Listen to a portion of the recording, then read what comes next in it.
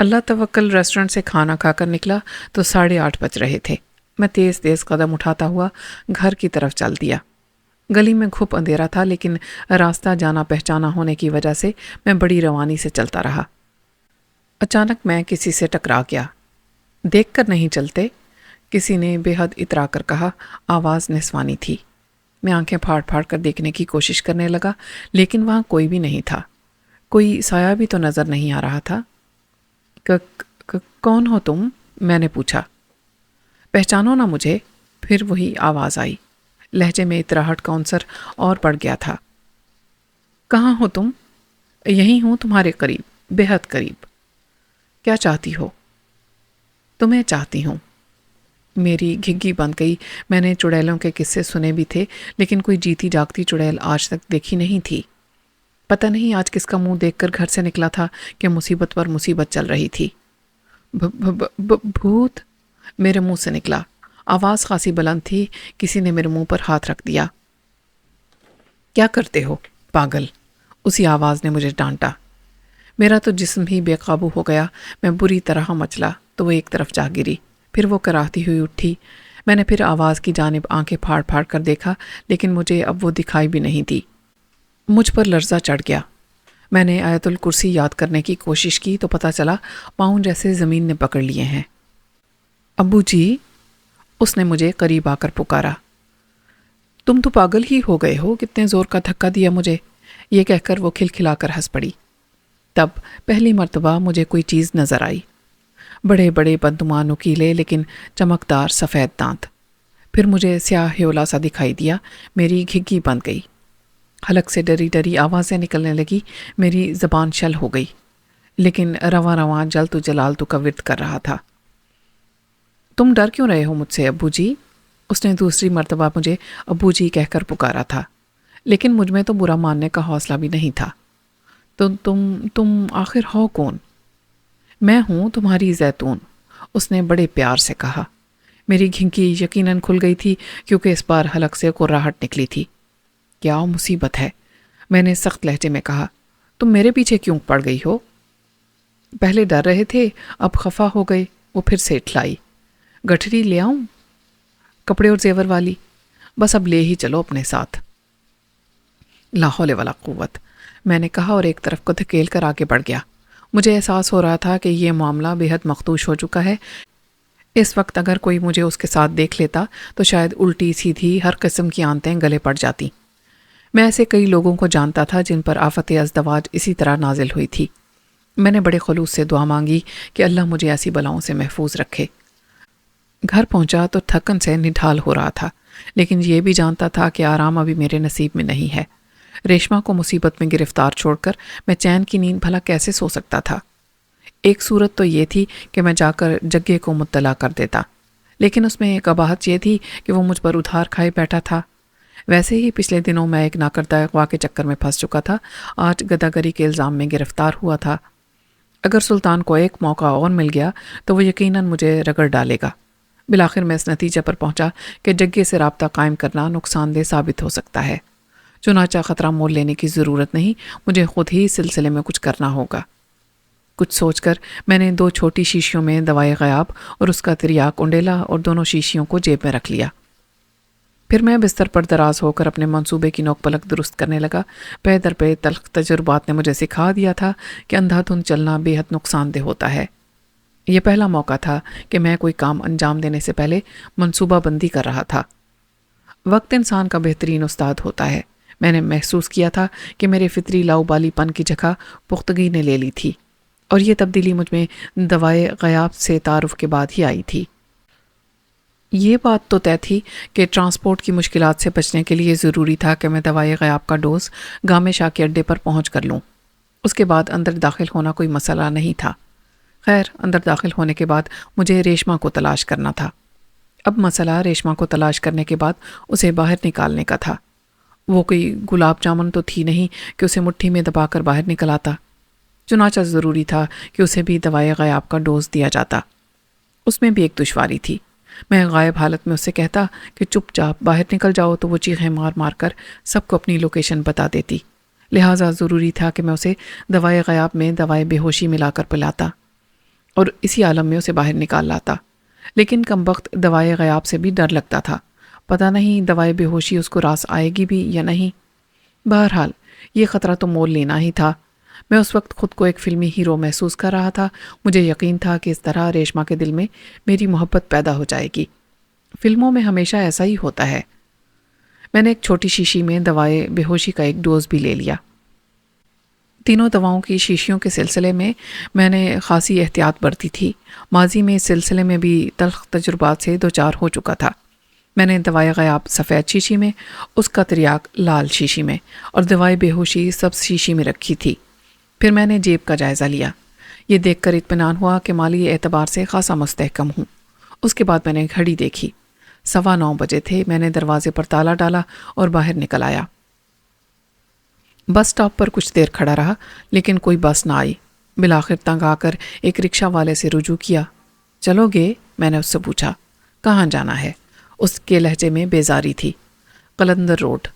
نہیں، مجھے شادمان جانا ہے، اس نے بے حد روکھے لہجے میں کہا۔ تو پھر میٹر آن کرو اور چلتے پھرتے نظر آؤ، میں نے بھرنا کر کہا۔ شادمان پہنچ کر تمہیں پتہ چلے گا کہ تمہارے میٹر کی رفتار کتنی زیادہ ہے۔ کبھی خود بھی کرایہ ادا کرو تو پتہ چلے۔ چلیے آپ کو لے چلتا ہوں، اس نے گویا احسان کرتے ہوئے کہا، لیکن میٹر سے 5 روپے زیادہ لوں گا۔ حالانکہ میٹر تمہارا پہلے ہی تیز ہوگا۔ چلنا ہے تو چلیں، اس نے بیزار ہو کر کہا۔ میرے جی میں تو آئی کہ اسے سیدھا سلطان کے پاس لے جاؤں، لیکن اس جن برس پولیس افسر کے مزاج کا کچھ پتہ ہی نہیں چلتا تھا۔ کیا خبر الٹا میرے خلاف کیس بنا ڈالے۔ چنانچہ میں رکشہ میں بیٹھ گیا۔ قلندر روڈ پر پہنچ کر گامے شاہ کی کوٹھی سے کچھ دور میں نے رکشہ رکوایا۔ میٹر دیکھا تو 9 روپے 40 پیسے بنے تھے۔ میں نے دکھے دل سے 15 روپے نکال کر ڈرائیور کے ہاتھ پر رکھے، جو اس نے نہایت اطمینان سے اپنی جیب میں رکھ لیے۔ اس کے بعد چند لمحے خاموشی رہی۔ تو کیا اس رکشے کی قیمت ادا کی ہے آپ نے؟ رکشے والے نے پوچھا۔ اب اتر بھی جائیے۔ 60 پیسے واپس کرو، میں نے میٹر کی طرف اشارہ کرتے ہوئے کہا۔ 9 روپے 40 پیسے بنے ہیں، 5 روپے اوپر کر کے یہ ہوئے 14 روپے 40 پیسے۔ میں نے تمہیں دیے 15، لہٰذا 60 پیسے واپس کرو۔ میں نے اس کی خدمت میں گوشوارہ پیش کیا۔ اس نے جیبیں ٹٹولی اور سوکھا سا منہ بنا کر کہا، کھلے پیسے تو نہیں ہیں میرے پاس، آپ کھلے دے دیجئے۔ میرے پاس بھی نہیں ہیں، میں نے جواب دیا۔ تو پھر رہنے دیجئے، 60 پیسے کی ہی بات ہے۔ ایسا کرو، تم مجھے 1 روپیہ واپس کر دو، میں نے تجویز پیش کی۔ 40 پیسے سے تمہیں کیا فرق پڑے گا؟ ناممکن، میں کم پیسے نہیں لے سکتا۔ مجھے غصہ آ گیا۔ اور میں زیادہ پیسے نہیں دے سکتا، میں نے کہا، خاص طور پر ایسی صورت میں کہ جب تم میٹر سے 5 روپے زیادہ لے رہے ہو۔ دیر تک بحث ہوتی رہی۔ میں بھی رکشہ میں ڈٹا رہا۔ میں نے تہیہ کر لیا تھا کہ اس بے اصول شخص کو 1 پیسہ بھی زائد نہیں دوں گا۔ دوسری طرف اس مسئلے کا کوئی حل بھی دکھائی نہیں دے رہا تھا۔ بالآخر کچھ دیر کے بعد مجھے سوچ ہی گئی۔ ٹھیک ہے، تم رکشہ چلاؤ، میں نے کہا۔ جب تک میٹر میں 10 روپے نہیں بنیں گے میں نہیں اتروں گا۔ رکشہ والا کسی ناقابل فہم زبان میں بڑبڑایا، غالباً مجھے برا بھلا کہہ رہا تھا۔ تاہم اس نے رکشہ سٹارٹ کر دیا۔ کچھ دور جا کر جب میٹر میں مجھے 10 روپے نظر آنے لگے تو میں نے رکشہ رکوا دیا اور نیچے اتر گیا۔ رکشہ والے نے مجھے خونخوار نگاہوں سے دیکھا اور برا بھلا کہتا ہوا رکشہ اڑا لے گیا۔ میری طبیعت صاف ہو گئی، لیکن پیدل ہونے کی وجہ سے میں اس کا کچھ بگاڑ نہیں سکتا تھا۔ اب اس اصول پرستی کے نتیجے میں مجھے پیدل چلنا تھا، لیکن چلنے سے پہلے میں نے دوائے غیاب کی شیشی نکال کر ایک ڈوز لے لیا۔ ریشما کے لیے دوا بچانا میں نہیں بھولا تھا۔ پھر میں لیمپ پوسٹ کے نیچے کھڑا اپنے سائے کو دیکھتا رہا۔ غائب ہونے کی تصدیق کی اور کوئی صورت بھی نہیں تھی، اور اس وقت میں کوئی خطرہ بھی مول نہیں لے سکتا تھا۔ چند لمحوں کے بعد میرا سایہ غائب ہو گیا۔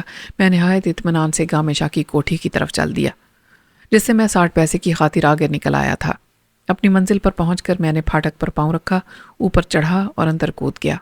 لان میں اندھیرا تھا، البتہ عمارت کی بیرونی کھڑکیاں روشن تھیں۔ میں نے لان عبور کیا اور برآمدے میں داخل ہو گیا۔ طویل راہداری سے گزرتا ہوا میں اس کمرے کی طرف بڑھا جہاں مجھے قید رکھا گیا تھا۔ اس دوران میں تمام کمروں میں جھانکتا جا رہا تھا۔ بڑے کمرے میں گامے شاہ حسب سابق بیٹھا آب حرام سے شوق فرما رہا تھا۔ میرے جی میں آئی کہ بدبخت کی خوب ٹھکائی لگاؤں، لیکن راستہ کھوٹا کرنا مناسب نہیں تھا، چنانچہ میں آگے بڑھ گیا۔ اس کمرے میں جھانکتے ہی میری بانچیں کھل گئیں جہاں کچھ دن پہلے میرا قیام تھا۔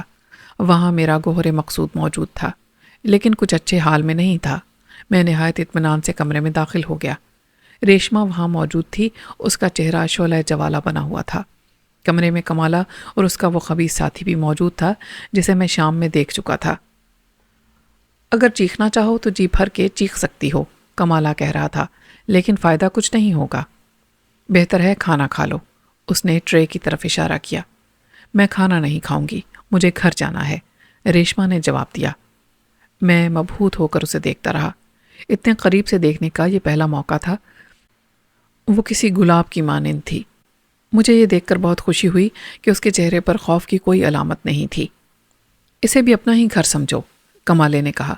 کیوں سمجھوں؟ صورت دیکھی ہے اپنی، پھٹکار برس رہی ہے۔ وہ بفر گئی۔ تمہاری مرضی، لیکن زیادہ 3-5 کرو گی تو ہاتھ چڑھ دوں گا، کمالے نے اسے دھونس دی۔ غصہ تو بہت آیا، لیکن میں قبل از وقت مداخلت کر کے کام بگاڑنا نہیں چاہتا تھا۔ آخر تم لوگ مجھے یہاں کیوں لائے ہو؟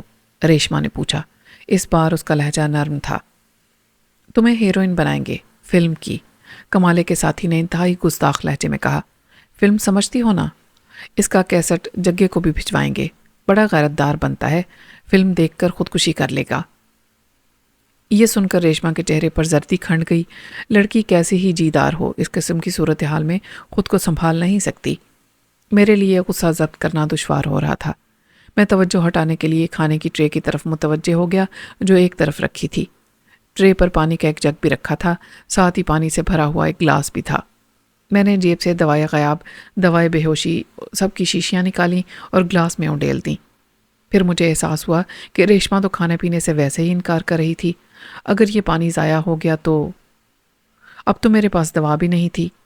میں دل ہی دل میں دعا کرنے لگا کہ ریشما وہ پانی پی لے۔ خدا کے لیے مجھے جانے دو، ریشما گڑ گڑائی۔ میں نے تم لوگوں کا کیا بگاڑا ہے؟ تو ہم بھی تمہارا کیا بگاڑ رہے ہیں؟ کمالے نے جواب دیا۔ ہم تمہیں مفت میں ہیروئن بنا رہے ہیں۔ ریشما اب رونے لگی تھی۔ میں خاموشی سے اسے روتے دیکھتا رہا۔ اس عالم میں وہ اور بھی حسین ہو گئی تھی، برسات میں دھلے ہوئے کسی پھول کی طرح۔ کمالے کے ساتھی نے پانی کا گلاس اٹھایا تو میرا دل اچھل کر حلق میں آ گیا۔ میں نے تہیہ کر لیا کہ اگر دوا ملا پانی ضائع ہو گیا تو ساری احتیاط بالائے طاق رکھ کر ان لوگوں سے الجھ پڑوں گا۔ کمالے کے ساتھی نے پانی کا گلاس ریشما کی طرف بڑھایا جس کی اب ہچکیاں بند گئی تھیں۔ لو پانی پیو، اس نے نرم لہجے میں کہا۔ ریشما نے انکار نہیں کیا۔ شاید میری دعا قبول ہو گئی تھی۔ ریشما نے پانی پی لیا تو میری جان میں جان آئی۔ اب میں اپنے منصوبے پر عمل کرنے کے لیے تیار تھا اور اس کے لیے ضروری تھا کہ ان دونوں کو کمرے سے باہر نکال دوں۔ اگر ریشما ان کے سامنے ہی غائب ہو جاتی تو بہت برا ہوتا۔ میں تو یوں بھی غائب ہونے کی اس صفت کو خود تک محدود رکھنا چاہتا تھا۔ اس راز میں ریشما تک کو شریک کرنا مجھے گوارا نہیں تھا، اور اب کسی بھی لمحے ریشما غائب ہو سکتی تھی۔ چنانچہ میں نے عملی قدم اٹھانے کا فیصلہ کیا۔ یوں بھی اتنی دیر تک ان کی خرافات برداشت کر کے میں ان خبیثوں کا خاصا مقروض ہو چکا تھا۔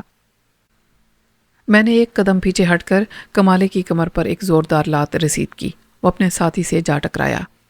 ان دونوں نے آنکھیں پھاڑ پھاڑ کر یہاں وہاں کا جائزہ لیا، لیکن انہیں کچھ دکھائی نہ دیا۔ ان کے حلق سے ڈری ڈری چیخیں نکل گئیں۔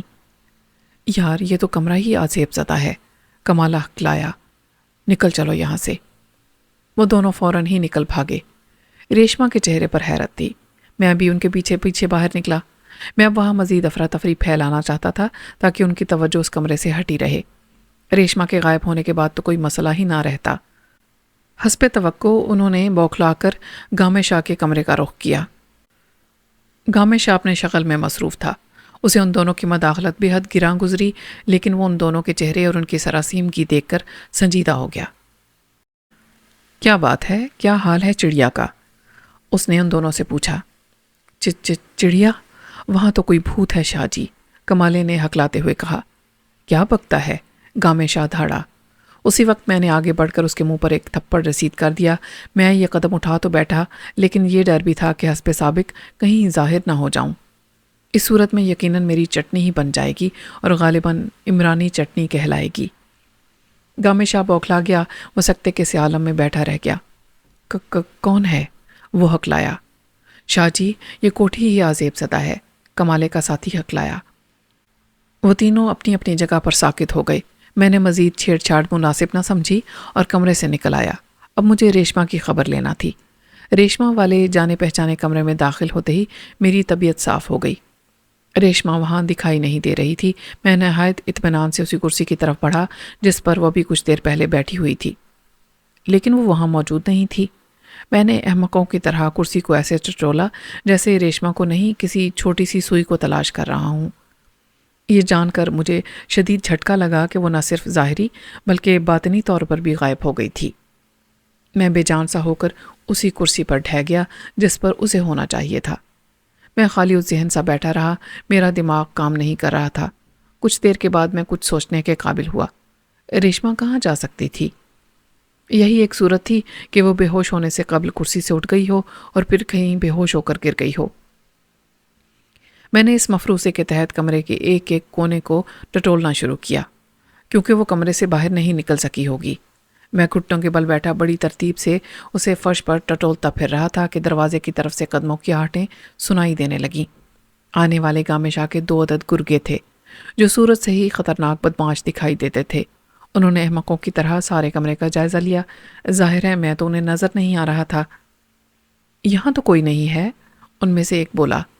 یعنی لڑکی فرار ہو گئی، دوسرے نے تبصرہ کیا۔ ظاہر ہے وہ احمق کمالہ دروازہ کھلا جو چھوڑ گیا تھا، پہلے نے جواب دیا۔ خیر آؤ تلاش کریں، ممکن ہے ابھی نکل نہ سکی ہو، اور اگر نکل گئی تو شاہ جی ان دونوں کی کھالیں گرا دیں گے مار مار کر۔ وہ واپس چلے گئے تو میں پھر سے ریشما کی تلاش میں مصروف ہو گیا۔ اس کمرے میں غائب شدہ ریشما کو تلاش کرنا ایسا ہی تھا جیسے بھوسے کے ڈھیر میں سے کوئی سوئی ڈھونڈنا۔ کمرے کی مکمل تلاشی خاصی دیر میں پوری ہوئی۔ اب میں یقین سے کہہ سکتا تھا کہ ریشما کمرے میں نہیں ہے۔ میں نے کمرے کا چپا چپا ٹٹول لیا۔ میرے اوسان خطا ہو گئے۔ یہ بات طے تھی کہ ریشما بے ہوش ہونے سے پہلے کوٹھی سے نہیں نکل سکتی تھی۔ یوں میرے لیے ایک انتہائی سنگین مسئلہ کھڑا ہو گیا۔ اتنی بڑی کوٹھی میں ریشما کو تلاش کرنے کے لیے تو 6 ماہ درکار تھے۔ دوسری طرف یہ دھڑکا تھا کہ میں کسی بھی وقت ظاہر ہو سکتا ہوں۔ بہرحال اس کمرے میں اب میرا کوئی کام نہیں تھا، چنانچہ میں باہر نکل آیا۔ باہر افراتفری کا عالم تھا۔ گامے شاہ کے گرگے ریشما کو تلاش کرتے پھر رہے تھے، لیکن انہیں یہ علم نہیں تھا کہ ریشما انہیں نظر نہیں آ سکتی۔ یہ مسئلہ میرے لیے بھی تھا، میں بھی اسے دیکھ نہیں سکتا تھا۔ میرے منصوبے میں کوئی جھول نہیں تھا، بس اسے قسمت کی خرابی ہی کہا جا سکتا تھا۔ میں عجیب الجھن میں تھا۔ ظاہر ہو جاتا تو گامے شاہ کے گرگے میرے لیے عذاب بن جاتے، اور یوں ریشما کو لیے بغیر ناکام جانے کا تصور بھی میرے لیے روح فرسا تھا۔ راہداری میں کنڈے مسلسل بھاگ دوڑ کر رہے تھے۔ میں احتیاط سے دیوار کے ساتھ ٹیک لگائے آگے بڑھتا رہا۔ اچانک مجھے کسی کی آواز سنائی دی۔ شاہ جی ہم نے چپا چپا چھان مارا ہے، لڑکی کوٹھی میں نہیں ہے۔ وہ آواز میرے لیے مجدہ جاں فضا تھی۔ ایک ایک کی چمڑی اتار دوں گا، گامے شاہ نے جواب دیا۔ لہجہ بہت خراب تھا۔ یہ ایک خوشائند بات تھی، اس کا مطلب تھا کہ اب وہاں قدرے سکون ہو جائے گا۔ اس کے باوجود میں بڑے محتاط انداز میں دیوار کے ساتھ ساتھ چلتا ہوا آگے بڑھتا رہا۔ داخلی دروازے سے کچھ ہی دور رہ گیا تھا کہ مجھے ٹھوکر لگی۔ میں توازن برقرار نہ رکھ سکا اور کسی انسانی وجود پر گرا۔ پہلے تو میری سمجھ میں کچھ نہیں آیا، پھر مجھے احساس ہوا کہ وہ غائب حالت میں ریشما ہے، بے ہوش ریشما۔ ساری مایوسی دور ہو گئی، میری جان میں جان آ گئی۔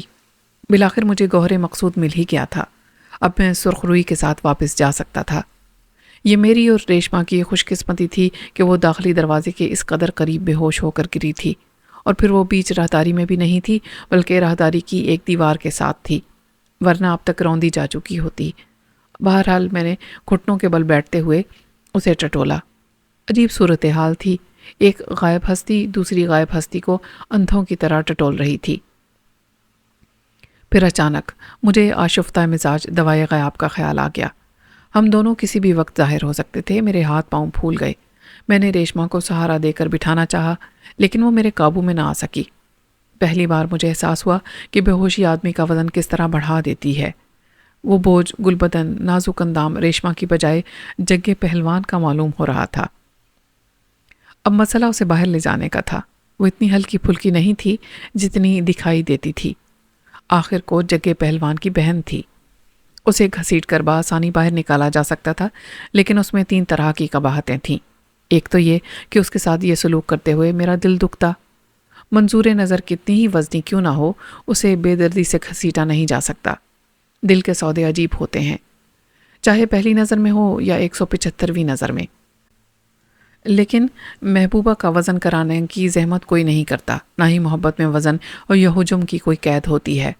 دوسری کا بات یہ تھی کہ اگر میں اپنے محبت بھرے دل پر ضبط کا جگہ، میرا مطلب ہے پتھر رکھ کر اسے گھسیٹتا، تو نہ صرف اس کا لباس پھٹ جانے کا خدشہ تھا بلکہ اس کا نازک بدن چھل بھی سکتا تھا۔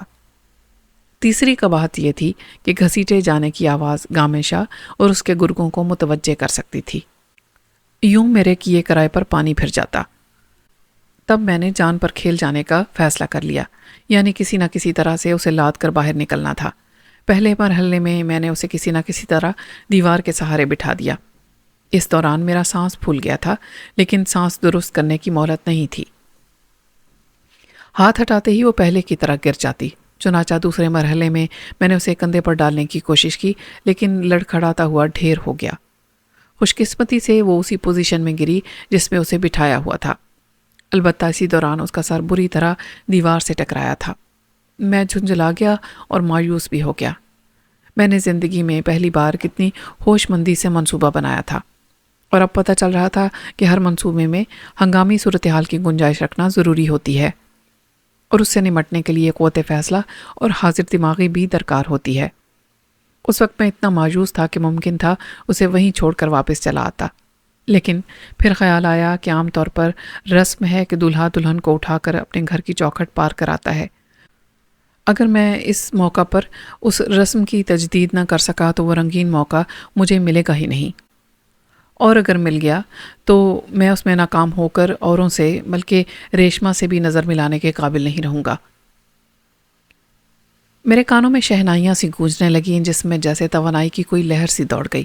میں نے ادھر ادھر دیکھا، کوٹھی میں اب کہیں نقل و حرکت نہیں تھی۔ گامیشا شاید اپنے شغل میں مصروف تھا، اور اس کے گرگے اسے ڈر کر کہیں دب کے بیٹھے ہوں گے۔ میں نے ہمت کر کے بے ہوش اور غائب ریشما کو اپنے کندھے پر ڈالا اور دوڑ لگا دی۔ داخلی دروازے سے نکل کر لان تک پہنچتے میں بری طرح ہانپ گیا، لیکن میں جانتا تھا کہ اگر ایک بار اسے اتار دیا تو دوبارہ لاد نہیں سکوں گا۔ چنانچہ میں ہانپتا کانپتا لڑکھڑاتا اسے اٹھائے گیٹ کی طرف بڑھتا رہا۔ گیٹ کے قریب پہنچ کر میں نے آہستگی سے اسے گھاس پر گرا دیا اور خود بھی وہیں ڈھہ گیا۔ ایسا لگتا تھا جیسے میں اپنی سانسوں پر قابو نہیں پا سکوں گا۔ ذرا جان میں جان آئی تو پھر مسائل منہ پھاڑ کر سامنے آ کھڑے ہوئے۔ میں خود تو گیٹ پر چڑھ کر دوسری طرف کود سکتا تھا، لیکن ریشما کو اس پار لے جانا میرے بس میں نہیں تھا۔ ریشما کے سامنے غائب حالت میں آنے سے پہلے پیچیدگیاں پیدا ہو جاتی۔ میں نے جیب سے دوائے غیاب کیے توڑ کی شیشی نکالی اور دوا کا ایک ڈوز لے لیا۔ ریشما کے لیے دوا بچانی میں نہیں بھولا تھا۔ پھر کچھ سوچ کر میں نے اسے بے ہوشی کے ہی عالم میں دوا پلانے کا فیصلہ کر لیا۔ ضروری نہیں تھا کہ ہوش کے عالم میں وہ میری بات مانتی یا اعتبار کرتی۔ دشواری تو ضرور ہوئی، لیکن کسی نہ کسی طرح میں نے دوا اس کے حلق میں انڈیل دی۔ اب مجھے صرف انتظار کرنا تھا اس کے ظاہر ہونے اور ہوش میں آنے کا۔ میں پریشان بھی تھا، اگر گامیشا کے کنڈے اس طرف نکل آئے تو ہم بڑی مصیبت میں پڑ جائیں گے۔ بالآخر میری نظروں نے وہ حیرت انگیز اور خوبصورت منظر دیکھا۔ وہ پہلا موقع تھا میں کسی انسان کو غائب حالت سے حاضر ہوتے دیکھ رہا تھا۔ وہاں اندھیرا تھا، اس کے باوجود میں نے ریشما کو حاضر ہوتے دیکھ لیا۔ عدم کی دھند سے اس کا وہ چاند چہرہ ابھرا تو میں مبہوت ہو کر رہ گیا۔ وہ کچھ دیر بعد کسمسائی اور اس نے آنکھیں کھول دیں۔ خاموش رہنا، اس وقت تم ان کنڈوں کی قید سے رہا ہونے کے بہت قریب ہو۔ میں نے سرگوشی کی، مجھے ڈر تھا کہیں وہ چیخنا چلانا نہ شروع کر دے۔ اس نے سر کو خفیف سی جنبش دی اور اٹھ کھڑی ہوئی۔ میں کہاں ہوں؟ اس نے مجھے مشکوک نگاہوں سے دیکھتے ہوئے پوچھا۔ اس کی آواز بھی سرگوشی سے بلند نہیں تھی۔ ابھی اسی کوٹھی میں ہو، میں نے جواب دیا۔ ذرا طبیعت سنبھل جائے تو اس پھاٹک پر چڑھ کر دوسری طرف کودنا ہوگا۔ میں نے گیٹ کی طرف اشارہ کیا۔ میں بالکل ٹھیک ہوں، لیکن تم ہو کون؟ میں کہتے کہتے رک گیا۔ دل کی بات لبوں پر لانے میں اس کے بھڑک جانے کا خطرہ تھا۔ میں تمہارا ہمدرد ہوں، میرا نام ابو العمران ہے۔ خیر ہوگے، اس نے بے حد لاپرواہی سے کہا اور گیٹ کی طرف بڑھ گئی۔ اگلے ہی لمحے وہ پھاٹک پر چل رہی تھی۔ میں اسے حیرت سے دیکھتا رہا، پھر میں بھی گیٹ کی طرف بڑھ گیا۔ میں نے گیٹ پر چڑھنا شروع کیا تو وہ دوسری طرف اتر کے آگے بڑھ گئی۔ رکو! میں نے سرگوشی میں اسے پکارا۔ کیوں رکوں؟ اس نے پلٹ کر دیکھے بغیر کہا۔ میں گیٹ سے اتر کر دوسری طرف اترا تو تیزی سے اس کے پیچھے لپکا۔ ریشما سنو تو، میں نے اسے پکارا۔ کیا ہے؟ اس نے جھلائے ہوئے لہجے میں کہا، لیکن وہ رک گئی تھی۔ تم کیا بلا ہو اور تمہیں میرا نام کیسے پتا چلا؟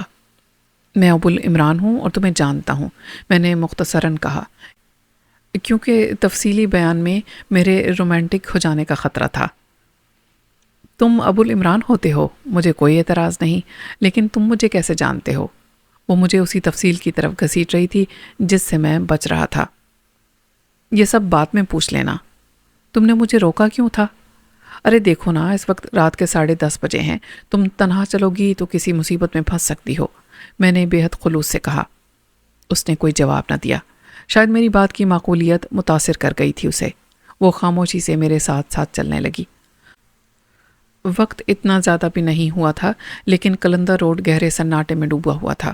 کوئی گاڑی بھی آتی جاتی دکھائی نہیں دے رہی تھی۔ لیمپ پوسٹ کے نیچے وہ رک گئی۔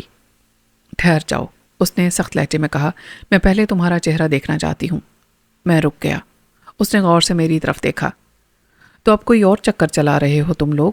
اس نے کہا، تمہیں میں خوب پہچانتی ہوں، ایک بار تم نے گھر تک میرا پیچھا کیا تھا، پھر بھائی جان کے ہاتھوں مار بھی کھائی تھی، اور آج بھی تم میرے پیچھے آ رہے تھے۔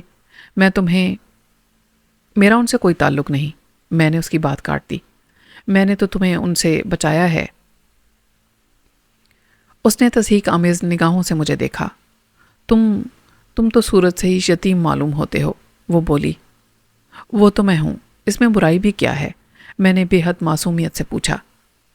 بکو مت، تم میرا پیچھا کیوں کر رہے تھے؟ میں نے کوشش کر کے آنکھیں نشیلی بنائیں اور اس کی آنکھوں میں جھانکا۔ ارے تم تو بھینگے بھی ہو، اس نے اظہار تعصف کر کے سارے رومانس پر پانی پھیر دیا۔ خیر، میرے سوال کا جواب دو۔ تم مجھے اچھی لگتی ہو، میں نے ہمت کر کے کہہ ہی دیا۔ صورت دیکھی ہے کبھی اپنی؟ وہ یکلخت ہتھے سے اکڑ گئی۔ پھٹکار برس رہی ہے چہرے پر، بوٹا سا قد اور پورا جسم پسلیوں پر مشتمل۔ پتہ ہے نا، میں جگے کی بہن ہوں، منہ نوچ لوں گی تمہارا۔ پتہ ہے مجھے، میں نے سنجیدگی سے کہا۔ خیر چھوڑو، میں تمہیں ناپسند سہی، لیکن قدم آگے بڑھاؤ۔ جس وقت وہ لوگ تمہیں ہیروئن بنانے پر تلے ہوئے تھے، تب تو آواز بھی نہیں نکلی تھی، اب میرا منہ نوچنے کا کہہ رہی ہو؟ حالانکہ میں تمہیں ان خبیثوں سے بچا لایا ہوں۔ یہ کہہ کر میں آگے چل دیا۔ میں نے پلٹ کر دیکھنے کی زحمت نہیں کی، قدموں کی آہٹ بتا رہی تھی کہ وہ میرے پیچھے پیچھے آ رہی ہے۔ میں بھی اناڑی تو تھا نہیں، میں نے سینکڑوں فلمیں دیکھ رکھی تھیں، ہزاروں کہانیاں پڑھ رکھی تھیں۔ اگر وہ میرے ساتھ سخت رویہ اختیار نہ کرتی تو مجھے حیرت ہوتی۔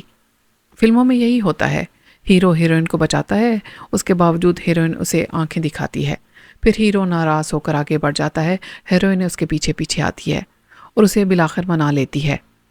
وہ میرے ساتھ ساتھ چلتی رہی، لیکن اس نے مجھ سے معذرت تو درکنار بات بھی نہیں کی۔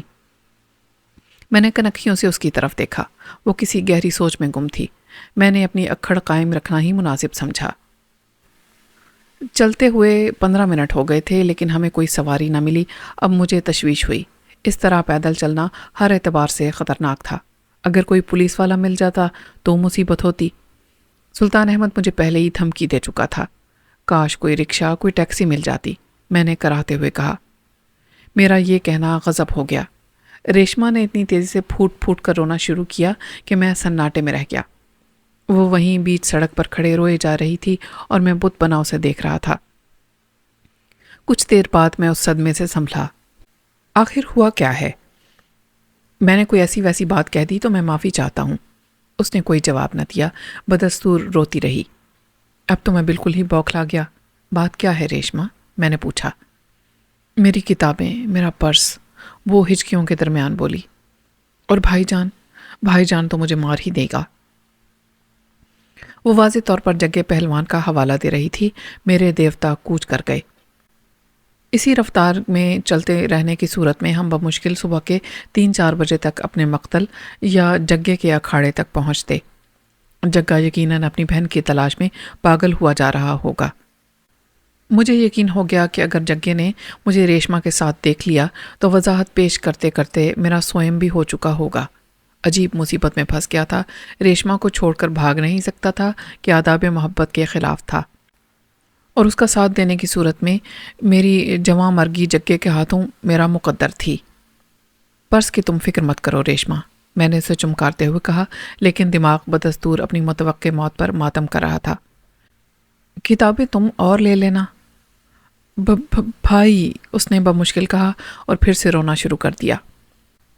اس کا بھی ایک حل ہے، چلو ہم دور چل کر اپنی ایک دنیا بسائیں جہاں کوئی ظالم جگہ نہ ہو، بس میں ہوں، تم ہو اور پھول کھلتے ہوں۔ جواباً اس نے ایک زوردار دو ہتھڑ رسید کر دیا۔ تم ہی رہ گئے ہو میرے لیے، اس سے تو بہتر ہے کہ بھائی مجھے مار ڈالے، اس نے نفرت سے کہا، اور بھائی کو یاد کرتے ہی پھر سے رونے لگی۔ میرا دل ٹوٹ گیا۔ اس کے انداز میں کوئی نسوانی ادا نہیں تھی، بلکہ سچائی تھی، نفرت تھی میرے لیے۔ ایسے میں آدمی کیا کر سکتا ہے جب اس کے محبوب نے اسے ٹھکرا دیا ہو اور یقینی موت اس کے سر پر منڈلا رہی ہو؟ میں نے بھی زاروں قطار رونا شروع کر دیا۔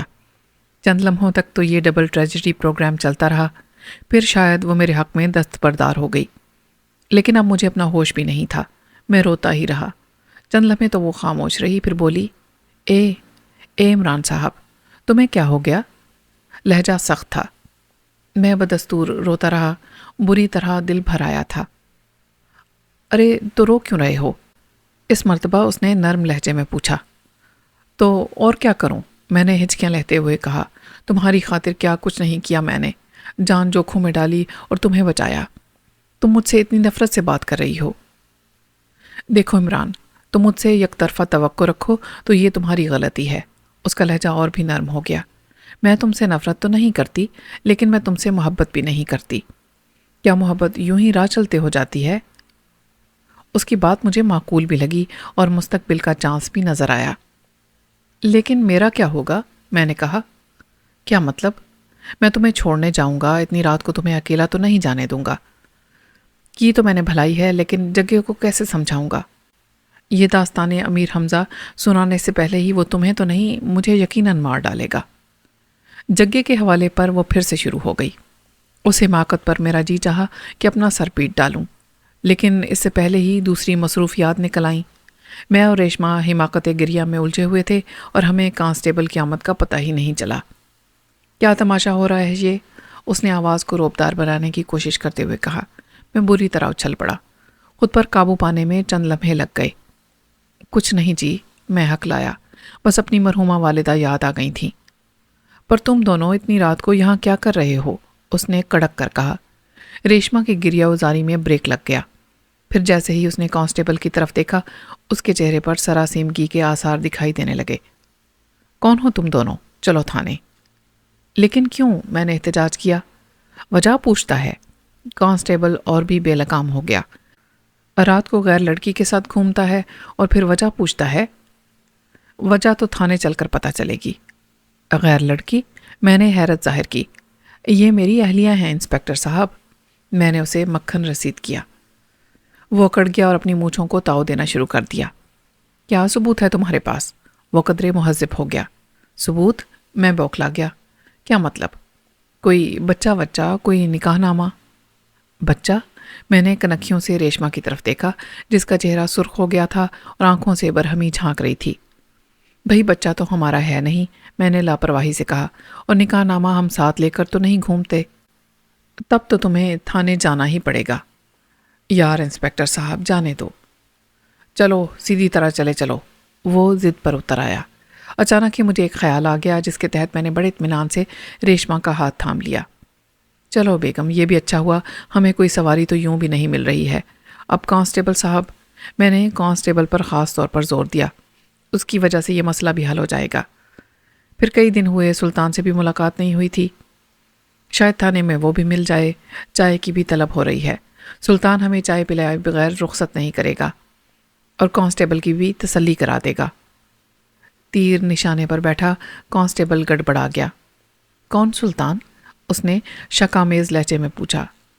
انسپکٹر سلطان، میں نے بے نیازی سے کہا۔ آپ انہیں کیسے جانتے ہیں؟ کانسٹیبل اور بھی مہذب ہو گیا، لیکن اس کے لہجے میں اب بھی شبہ کی جھلک تھی۔ ہم پیر بھائی ہیں اور شاہ تم تراقیل کے مرید ہیں. ابھی پچھلے دنوں سلطان نے میرے اعزاز میں اپنے ہاں قوالی کرائی تھی. اوہ او جناب، کانسٹیبل نے ہاتھ ملتے ہوئے کہا. جبھی تو میں کہوں کہ آپ کی شکل جانی پہچانی کیوں لگ رہی ہے. اب یاد آیا. ارے جناب، میں بھی شریک ہوا تھا اس محفل میں، سب سے پچھلی قطار میں بیٹھا تھا. لیکن آپ تو پیر محفل تھے جناب، بہت شاندار لگ رہے تھے. میں نے گردن اکڑا کر ریشما کی طرف دیکھا، لیکن فوراً ہی ڈھیلا پڑ گیا. وہ مجھے کھا جانے والی نظروں سے گھور رہی تھی. میرے فخر کے وہ تمام جذبات ٹھنڈے پڑ گئے جو کانسٹیبل کے اعتراف شناسائی کے بعد ابھر آئے تھے. خیر تو چلو تھانے چلیں، میں نے کانسٹیبل سے کہا. ارے جناب، کیوں گناہ کار کرتے ہیں آپ؟ بس جناب، زمانہ ہی خراب آ گیا ہے، اسی لیے کبھی کبھی ایسی غلطی ہو جاتی ہے. امید ہے آپ انسپیکٹر صاحب سے اس کا تذکرہ نہیں کریں گے. نہیں بھائی، میں نے مربیانہ لہجے میں کہا. ریشما کا ہاتھ اب بھی میرے ہاتھ میں تھا. میں بہت غریب پرور آدمی ہوں. اچھا بیگم صاحب، غلطی کی معافی چاہتا ہوں. کانسٹیبل نے ریشما کے سامنے سر کو خفیف سا خم دیتے ہوئے کہا. پھر اس نے میری طرف ہاتھ بڑھایا. میرا بایاں ہاتھ فارغ تھا، وہ میں نے اس کی طرف بڑھا دیا. اس نے ہاتھ کی پشت کو چوما، آنکھوں سے لگایا اور سلام کر کے رخصت ہو گیا. میرا دل اب بھی بری طرح دھڑک رہا تھا. وہ چلا گیا تو ریشما نے ایک جھٹکے سے اپنا ہاتھ چھڑانے کی کوشش کی. چھوڑو میرا ہاتھ، اس نے چیخ کر کہا. کیا کرتی ہو؟ میں نے بوکھلا کر اس کا ہاتھ چھوڑ دیا. کہیں وہ پلٹ کر نہ آ جائے، تھانے چھانا پڑ گیا تو بہت برا ہوگا. میں پھر جگہ کا تذکرہ کرتے کرتے رک گیا، جس کا تصور ہی مجھے دہلائے جا رہا تھا. اور خدا کے لیے اب تم رونے نہ بیٹھ جانا، میں نے اپیل کی. ہم آگے بڑھ گئے. میں دل ہی دل میں سواری ملنے کی دعا کیے جا رہا تھا. 11 بج چکے تھے. خدا جانے صبح کس کی صورت دیکھ کر گھر سے نکلا تھا. اب تو ٹانگیں بھی جواب دینے لگی تھیں. یہ سلطان کا کیا قصہ تھا؟ ریشما نے تیکھے لہجے میں پوچھا. قصہ تھا نہیں، بلکہ اب بھی ہے. انسپیکٹر سلطان کی وجہ سے اس وقت جان بچ گئی، ورنہ تھانے چلے جاتے تو یقین کرو مجھے وہ اغوا کے الزام میں سچ مچ حوالات میں بند کر دیتا. بنتا تو وہ میرا پیر بھائی ہے، لیکن ہے بہت طوطا چشم، سمجھی بیگم؟ آخری ٹکڑا میرے منہ سے بے ساختہ ہی نکل گیا. کیا بکواس ہے، دماغ خراب ہے تمہارا؟ وہ برہم ہو گئی. میں خاموش ہو گیا. ہم پیدل ہی چلتے رہے اور ہمیں کوئی سواری نہ ملی. 12 بجے کے قریب ہم اورنگ آباد کے خاصے قریب جا پہنچے. اچانک ایک اور افتاد نازل ہو گئی. اس مرتبہ افتاد پیدل نہیں تھی، بلکہ جیپ میں بیٹھ کر آئی تھی اور اس کے کاندھوں پر 2 پھول بھی تھے. مکالمے تقریباً وہی ہوئے جو پہلی بار ہو چکے تھے، البتہ پچھلا انجام تربیہ تھا، جبکہ اس مرتبہ المیہ ثابت ہوا. سب انسپیکٹر تصدیق کیے بغیر یہ ماننے کے لیے تیار نہیں تھا کہ میں سلطان کا کوئی شناسہ بھی ہو سکتا ہوں. اس کے علاوہ وہ یقین کرنے کے لیے آمادہ نہیں تھا کہ ریشما میری بیوی ہو سکتی ہے. اس کے اس یقین کی وجہ مجھے بعد میں معلوم ہوئی. میں اسے کسی طرح قائل نہ کر سکا. ریشما چپ چاپ کھڑی رہی. بالآخر سب انسپیکٹر نے ہمیں جیپ میں بٹھا لیا. ذرا ہی دیر کے بعد میں دن میں دوسری مرتبہ تھانے کا منہ دیکھ رہا تھا. سب انسپیکٹر نے جیپ دروازے پر روک دی اور چیخ پکار کرنے لگا. چند لمحوں بعد 2 سپاہی دوڑتے ہوئے باہر نکلے. ان میں سے ایک وہی تھا جو شام کو مجھے گدہ گری کے الزام میں پکڑ کر لے گیا تھا. اوے رحیم، اس کو لے جا کر بند کر دے، سب انسپیکٹر نے میری طرف اشارہ کرتے ہوئے کہا اور مجھے جیپ سے باہر دھکیل دیا. اور ریشما، میں نے احتجاج کیا، انہیں میں گھر چھوڑ کر آ رہا ہوں. اس نے نہایت اطمینان سے جواب دیا. صورتحال ایسی تھی کہ میں احتجاج بھی نہیں کر سکتا تھا. ریشما کا اتنی رات گئے تھانے میں قدم رکھنا خود مجھے بھی گوارا نہیں تھا، لیکن اتنی رات گئے اسے تنہا اس انسپیکٹر کے ساتھ جانے دینا. پھر مجھے جواز مل ہی گیا. تو پھر مجھے کس جرم میں بند کر رہے ہو؟ میں نے پوچھا. اغوا کے جرم میں، اس نے آنکھیں نکالتے ہوئے کہا. میں ریشما نے کچھ کہنا چاہا. سب انسپیکٹر نے اس کی بات کاٹ دی. آپ چپ رہیں ریشما بی بی، اس نے نرم لہجے میں کہا. ہم سب تو آپ کی تلاش میں باولے ہو گئے ہیں. اب میں چھپتے چھپاتے آپ کو گھر چھوڑاؤں گا. پھر وہ رحیم نامی کانسٹیبل کی طرف متوجہ ہوا. اوئے کھڑے میرا پوتھا کیا تک رہے ہو، لے جاؤ اسے اور حوالات میں بند کر دو. یہ کہہ کر اس نے جیپ آگے بڑھا دی اور میں ہونکوں کی طرح کھڑا کا کھڑا ہی رہ گیا. رحیم نے میرا ہاتھ پکڑ کر کھینچا تو مجھے ہوش آیا. دن کو بھیک مانگتے ہو اور رات کو اغوا کی وارداتیں کرتے ہو، اس نے غرا کر کہا. تم سے تو میں اچھی طرح سمجھوں گا. چلو ہاتھ چھوڑو میرا. میں نے جھٹکا دے کر ہاتھ چھڑا لیا. میں خود چل رہا ہوں، مجھے سلطان سے ملنا ہے. ابھی نکل جائے گی ساری اکڑ فوں، اس نے کہا۔ میں نے عزت بچانے کے لیے یہی مناسب سمجھا کہ خود ہی اندر داخل ہو جاؤں۔ سامنے والے کمرے میں ہیڈ محرر موجود تھا۔ اس نے مجھے سوالیہ نگاہوں سے دیکھا۔ میں کچھ کہنے ہی والا تھا کہ رحیم نے تقریر شروع کر دی۔ اچھا تو یہ ہے جگے صاحب کا مجرم، ہیڈ محرر نے میز پر زور سے ہاتھ مارتے ہوئے کہا۔ جاؤ اسے بند کر دو۔ پہلے میں ذرا اس کی طبیعت صاف کر دوں، رحیم نے کہا۔ وہ شاید شام ہی سے مجھ پر اتار کھائے بیٹھا تھا۔ کوئی ضرورت نہیں، الیاس صاحب خود ہی آ کر نمٹیں گے، ہیڈ محرر نے اسے ڈانٹ دیا۔ میں جا کر جگے صاحب کو تلاش کرتا ہوں، دوسرے کانسٹیبل نے کہا۔ بیچارے نہ جانے کب سے مارے مارے پھر رہے ہوں گے، خدا جانے کہاں ہوں گے۔ ٹھیک ہے تم جاؤ، ہیڈ محرر نے کہا اور پھر رحیم کی طرف متوجہ ہوا۔ اسے لے جا کر بند کر دو۔ رحیم نے مجھے لے جا کر ایک کوٹھری میں بند کر دیا اور دروازے پر تالا لگا کر واپس چلا گیا۔ میں نے کوٹھری کا جائزہ لیا۔ وہاں بچھانے کے لیے فرش، اوڑھنے کے لیے چھت اور سر کے نیچے رکھنے کے لیے دیوار کے سوا کچھ نہیں تھا۔ تھکن سے برا حال تھا، نیند کا تو خیر سوال ہی پیدا نہیں ہوتا تھا۔ چنانچہ میں دیوار سے ٹیک لگا کر بیٹھ گیا۔ تھکن کی اس کیفیت میں اس طرح بیٹھنا راحت بخش معلوم ہو رہا تھا۔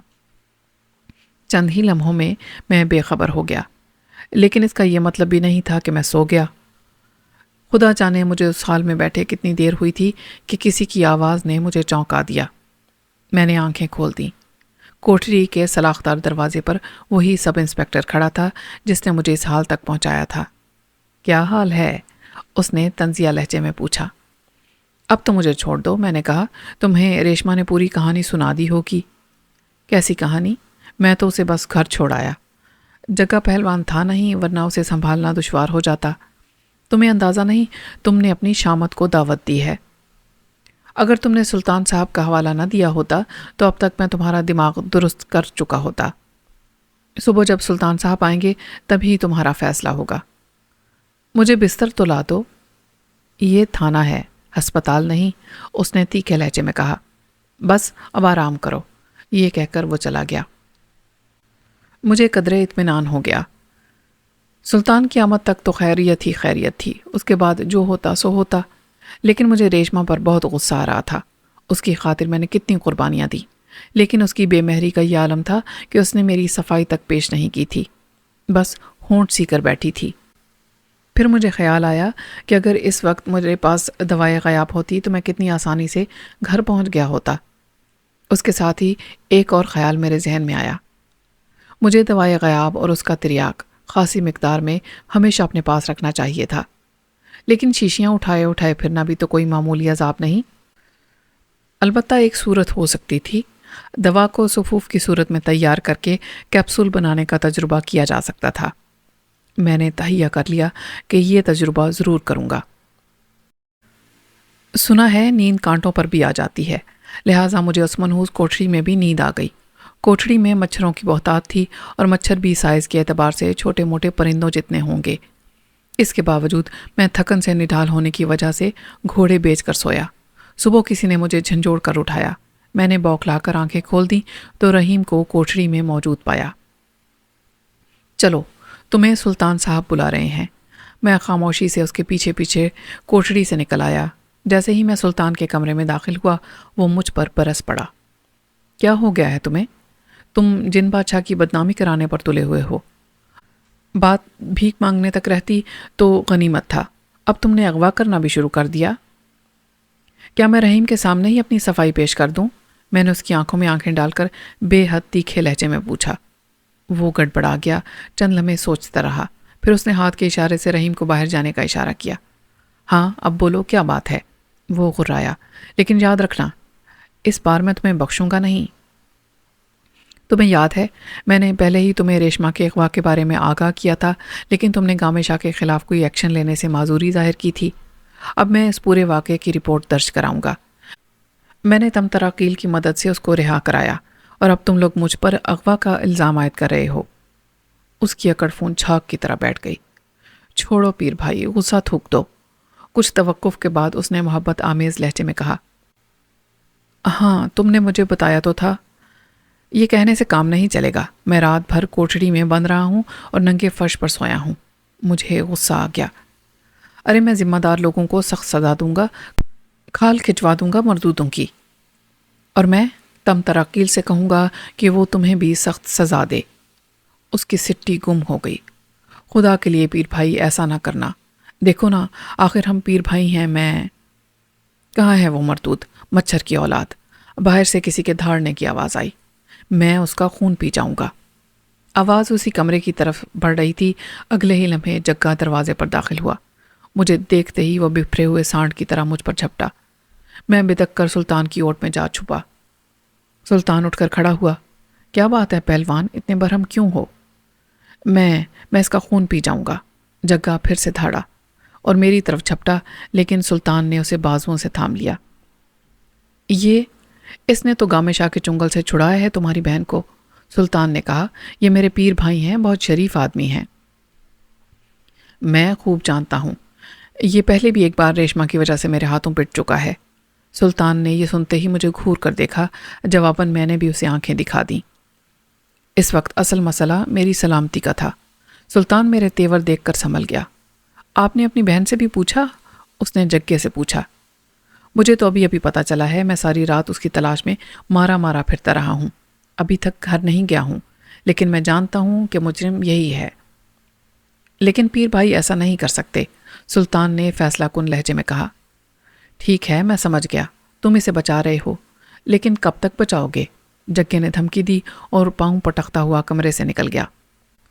اس کے جانے کے بعد ہم کچھ دیر سناٹے کے عالم میں بیٹھے رہے۔ ناشتہ منگواؤں پیر بھائی؟ سلطان نے پوچھا۔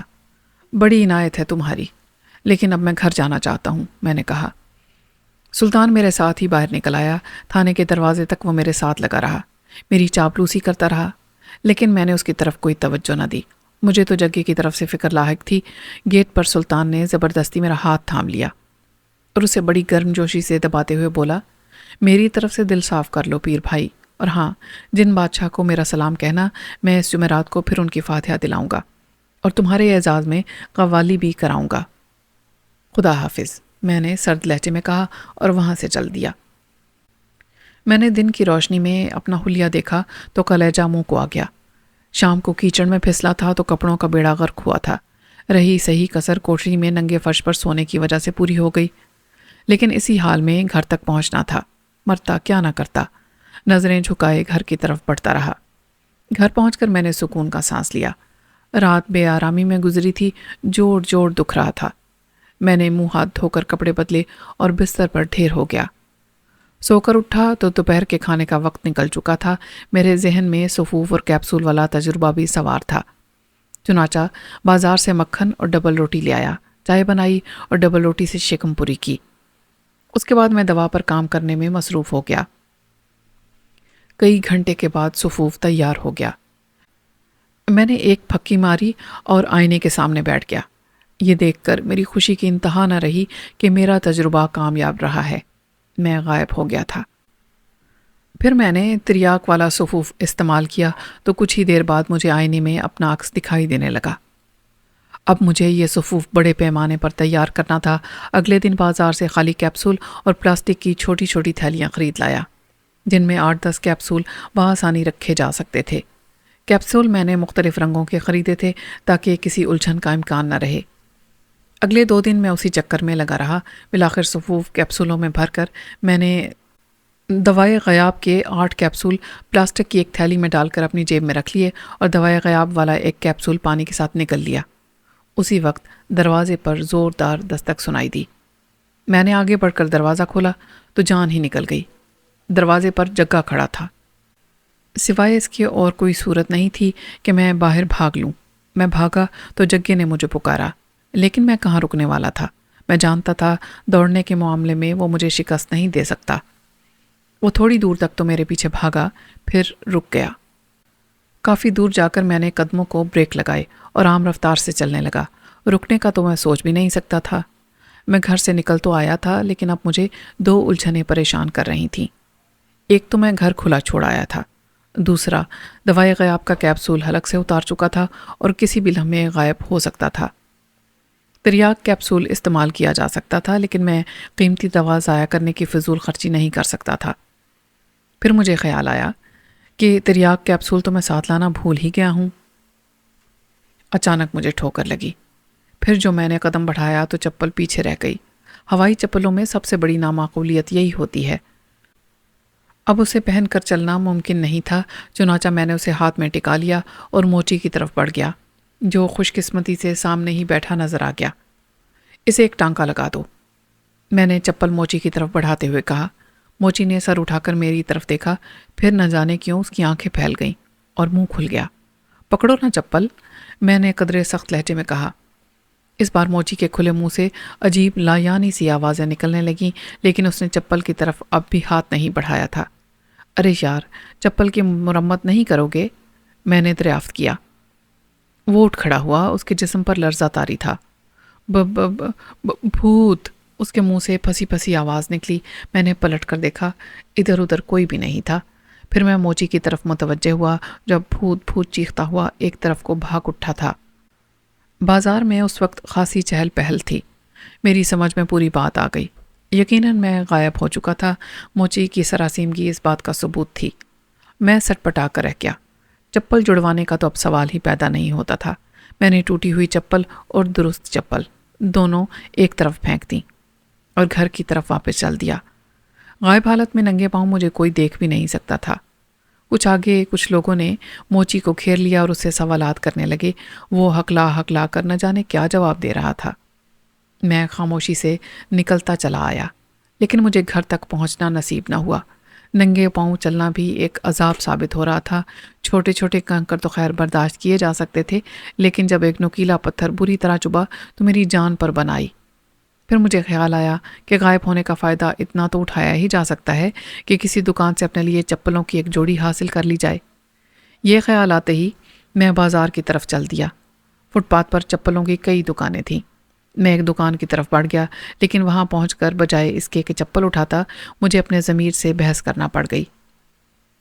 چھوٹی سی دکان تھی، دکاندار بہت غریب معلوم ہوتا تھا۔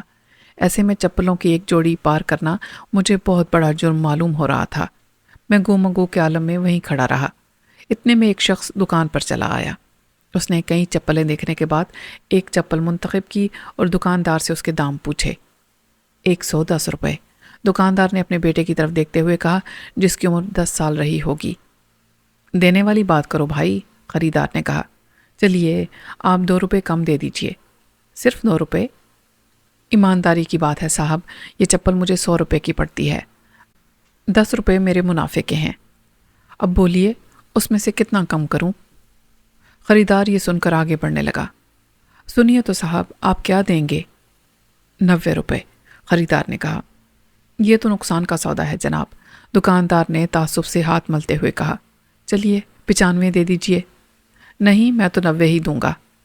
چلیے صاحب، آپ جیتے میں ہارا، دکاندار نے کہا اور چپلیں لفافے میں ڈال کر اسے تھپا دی۔ خریدار نے اسے 100 کا نوٹ دیا، اس نے 10 کا نوٹ واپس دے دیا۔ خریدار چپلوں کا لفافہ لے کر یوں چل دیا جیسے کوئی مار کا سر کر کے جا رہا ہو۔ میں نے ان کے مکالمے بڑی دلچسپی سے سنے تھے۔ آخر میں میرا دل بھر آیا۔ مجھے اندازہ ہو گیا کہ کاروبار کس قدر دشوار ہوتا ہے۔ دکاندار بیچارے کو صرف کاروبار جاری رکھنے کے لیے 10 روپے کا خسارہ اٹھانا پڑا تھا۔ اچانک دکاندار کی آواز نے مجھے چونکا دیا۔ وہ اپنے بیٹے سے مخاطب تھا۔ دیکھا بیٹے، اسے کہتے ہیں کاروبار۔ اب بتاؤ، وہ ناولٹی شوز والی دکان بھی تو اپنی ہی ہے۔ اب سمجھے میں اس چھوٹی دکان پر کیوں جھک مارتا ہوں؟ میں سمجھا نہیں بابا، لڑکے نے کہا۔ کوڑ مغز، یہی چپل اپنی اس دکان ناولٹی شوز پر 60 روپے کی بکتی ہے۔ یہاں میں نے احسان کر کے 90 کی بیچی ہے۔ گاہک بھی خوش، منافع بھی زیادہ۔ آئی بات سمجھ میں؟ جی بابا، میں سمجھ گیا، لڑکے نے اس بات میں سر ہلاتے ہوئے کہا۔ میری کھوپڑی گھوم گئی۔ آئیے بابو جی آئیے، دکاندار نے کسی سے کہا۔ میں نے گھوم کر دیکھا۔ وہ ایک خوش رو اور خوش پوش جوان تھا۔ اس کی آنکھوں میں عجیب سی چمک تھی، کشش تھی۔ مجھے ایسا لگا جیسے وہ خاص طور پر مجھے دیکھ رہا ہو، لیکن ظاہر ہے یہ میرا وہم تھا۔ غائب حالت میں وہ مجھے کیسے دیکھ سکتا تھا؟ وہ آگے بڑھا اور چپلوں کی طرف متوجہ ہو گیا۔ اس نے ایک بار پھر پلٹ کر میری طرف دیکھا تھا۔ مجھے دکاندار کی باتیں سن کر سخت غصہ آیا تھا۔ کم بخت کس طرح لوٹ مار کر رہا تھا۔ میں اسے غریب دکاندار سمجھا تھا، لیکن اب پتہ چلا کہ ناولٹی شوز نامی مشہور دکان کا مالک وہی ہے۔ میں اس کی خاطر خواہ اپنا خون جلا رہا تھا، ضمیر کی مار سہ رہا تھا۔ ایسے آدمی کی دکان سے تو اصولاً مجھے سب سے مہنگا جوتا اڑانا چاہیے تھا۔ میں چپلوں کی طرف متوجہ ہو گیا۔ میں نے طے کر لیا تھا کہ آئندہ کبھی ہوائی چپل نہیں پہنوں گا۔ پھر چمڑے کی ایک نفیس چپل مجھے پسند آ گئی۔ دکاندار نئے خریدار کے ساتھ الجھا ہوا تھا، لڑکا بھی ان دونوں کی طرف متوجہ تھا۔ میں نے اپنی پسندیدہ چپلیں اٹھائیں اور چل دیا۔ 2 قدم آگے جا کر میں نے پلاسٹک کی تھیلی پھینکی اور چپلیں نکال کر پہن لیں۔ یہ صاحب آپ کے جاننے والے تھے؟ میرے کانوں میں نئے خریدار کی آواز آئی۔ وہ دکاندار سے مخاطب تھا۔ میں حیران رہ گیا۔ کن صاحب کی بات کر رہے ہیں آپ؟ دکاندار نے جواباً پوچھا۔ مجھے اطمینان ہوا، لیکن میں نے قدم تیز کر دیے۔ یہ بات طے تھی کہ خریدار نے مجھے دیکھا تھا، جبکہ دکاندار نے مجھے نہیں دیکھا تھا۔ خدا جانے دوا میں پھر کوئی گڑبڑ ہو گئی تھی کیا؟ یعنی میں کسی کے لیے حاضر تھا اور کسی کے لیے غائب۔ یہ صورتحال کافی تشویشناک تھی۔